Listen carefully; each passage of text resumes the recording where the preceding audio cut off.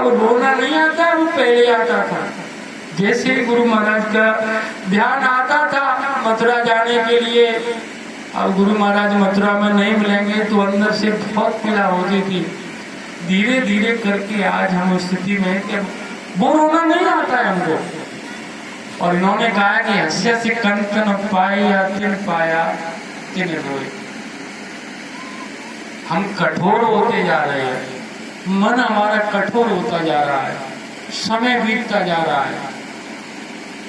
अब हम क्या है, भाई साहब को बुलाओ, कार्यक्रम कराना है जिले में, जिले के लोगों को निमंत्रण दे दिया, कार्यक्रम का भंडारा चलाया, खाकर के चले गए, गुरु महाराज की चर्चा हुई।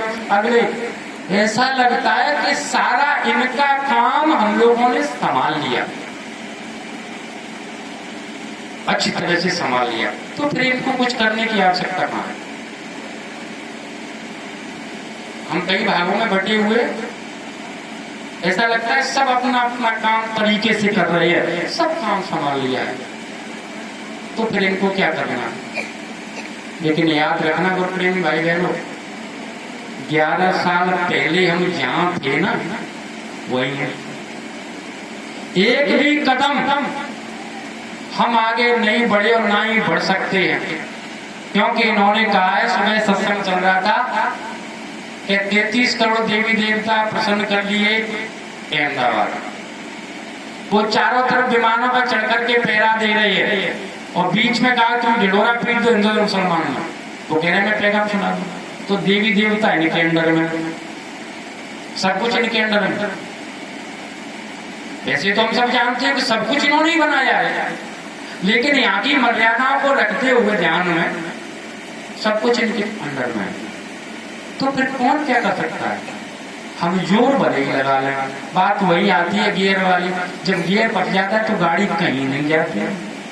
हमारी और आपकी गाड़ी कहीं नहीं जा रही है। कोई मन में सोचता रहे, आप बैठ करके हम सब भाई बहन विचार करें अपने अंदर कि हम कहाँ थे उस दिन। 2012 में हमारी आंतरिक स्थिति जैसी थी हमारी उस समय, वैसी ये कि कितना परिवर्तन आया है। अंदर अगर हम बढ़ गए हैं तो हमारा चलना हो गया है। अगर हम वही की वही है तो प्रेमी वही खड़े हुए हैं, एक कदम भी नहीं बढ़ पाए न बढ़ पाएंगे इनकी रजा के बगैर। और ये जो सब कुछ हो रहा है ना, हमारी इच्छाओं के कारण हो रहा है। क्योंकि बताते हैं कि एक कल्प वृक्ष के नीचे एक आदमी बैठा हुआ और कल्पना कर रहा है, पेट में भूख लगी है, अगर बढ़िया सा भोजन मिल जाता है। एक कल्प वृक्ष के नीचे बैठा है, कल्पना कर ली उसने, भोजन आ गया, भोजन खा लिया। जब भोजन किया, पेट तृप्त हुआ, तो सोचने लगा कि अब एक खटिया होती तो थोड़ा आराम कर लेते। कल्पना कर रहा है, कल्पवृक्ष के नीचे खटिया भी आ गया, आराम करने लगा। अब सोच रहा है कि कोई एक स्त्री होती हमारी सेवा कर देती, वो भी आ गया। अब कल्पना की कि कहीं इसका घरवाला ना आ जाए लाठी लेकर पीटने न लग जाए, वो भी हो गया। अब मारे डर के कल्पवृक्ष को छोड़ दिया। ये कल्पवृक्ष हैं, इनके छत्र छाया में बैठ करके मथुरा में जिसने जो कल्पना की है भौतिक, वो पूरी हो रही है, क्योंकि वो भी करनी है। जिसको जिले में अपने में मान चाहिए था, बोलना चाहिए था, सत्संगी भाइयों में आगे बड़ा बनना था, भंडारे की सेवा करनी थी, गाड़ी की सेवा करनी थी, जो भी किसी को जो कुछ करना था, कल्पनाएं की, अब वो पूरी तो करनी है। लेकिन ऐसी कल्पना ना कर लें। अरे वो देखिए त्रेता द्वापर वाले राम जी और कृष्ण भगवान के युग बीत गए। गुरु महाराज ने कहा है, आपने सबने सुना है कि अपना काम करने आए, करके चले गए। लेकिन उनके मानने वाले आज भी राम नवमी पर क्या करते हैं, कृष्ण जन्माष्टमी पर क्या करते हैं, कृष्ण भगवान का जन्म का रोल अदा करते हैं, पालना लगाते हैं, झुलाते हैं, वो ये मानते हैं कि वो आज भी हैं, आज भी जन्म हुआ है। तो हम लोग ये कल्पना ना करें कि ये चले गए। कहीं भी रहें हम, कहीं भी जाएं हम, जो चाहे सो करें, कल्पना ये ना करें। बस ये हाथ जोड़ करके विनती है, क्योंकि कल्पवृक्ष के नीचे जो कल्पना करेंगे वो ये पूरी कर देंगे। और ऐसी पूरी हो गई कि वो आ गया लाठी लेकर के और वृक्ष को ही छोड़ करके भाग गए, तो फिर तुम्हारा ठिकाना है। गुरु हरि रूठे तो ठौरे, और गुरु रूठे ना ठौरे, फिर हमारे लिए कहाँ ठौर रहेगा।